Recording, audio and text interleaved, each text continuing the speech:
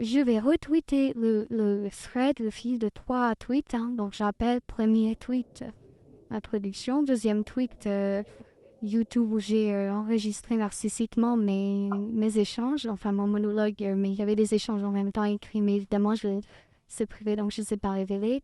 Et le troisième tweet, c'est la vidéo YouTube qui a suscité des désaccords des uns avec les autres sur la place trop forte donnée à la dénonciation des totalitarismes qui semblent avoir, pas qui semblent, hein, de mon point de vue, qui noie complètement la dénonciation de l'islam. Et même si le début de la vidéo dénonce, pour qui s'y connaît, hein, la mise à mort des apostats par l'islam, c'est ensuite très très effacé. Alors on l'a su, les auteurs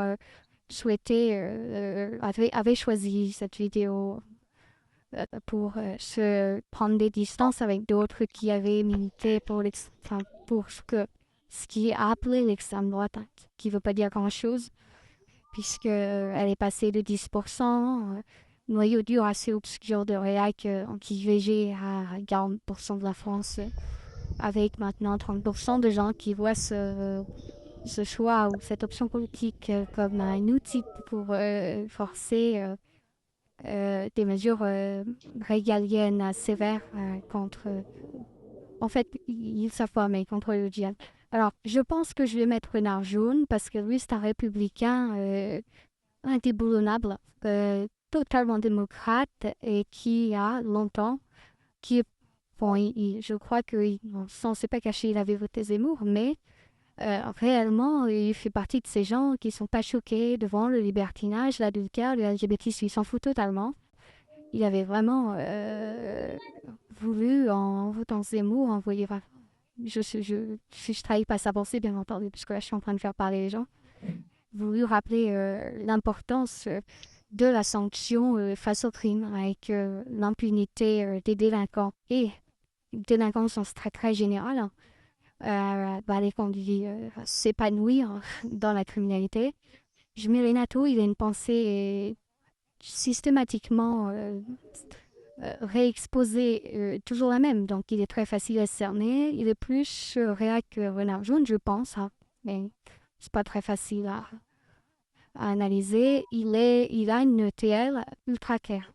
Ultra claire. Il expose sans arrêt ses idées.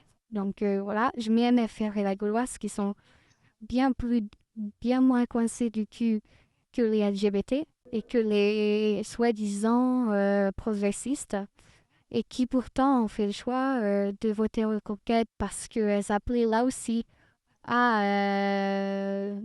à un rapport de force, enfin à prendre conscience du rapport de force qui serait pas, qu'on ne peut pas passer de la musique douce et des discours à la Jacques Le Fou à la diversité, le djihad, hein, la diversité c'est le djihad islamique, que nous subissons et qui va gagner. Pour l'instant, il est parti pour gagner sans même rencontrer la résistance. Donc, on ne peut vraiment pas, c'est pas le genre à s'évanouir parce qu'elle voit une lesbienne ou une gay pride. Bon, après, on peut discuter de l'ampleur, la visibilité. Quand vous voyez un mec enculer un autre mec en plein jour, c'était interdit aux hétéros, ça paraît un peu difficile de l'accepter pour des homos. Voilà, bon, mais peu importe, c'est des détails. Je vais aussi mettre, je sais pas qui d'autre en fait. Je sais pas qui d'autre. Ce sont des correspondants que j'ai en tête. Ils sont actifs, comme des comptes, donc vous pouvez vous abonner à eux, aller dans leur space. Ouais, les autres, j'ai pas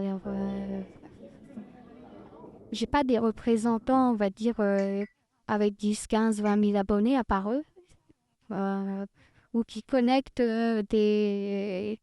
différents avis. Je suis en train de réfléchir. Philippe Comte, il est marxiste, donc il est dans la confusion totale.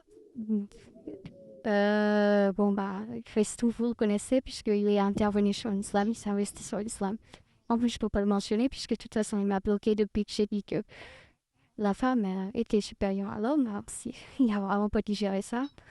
Euh, qui est-ce que je pourrais mettre? Eh ben, écoutez, c'est pas grave. Comme j'ai dépassé les 2 fois 2 minutes là, je vais aller jusqu'à 6 minutes 60, c'est-à-dire 7 minutes pour être précis. Euh, yeah.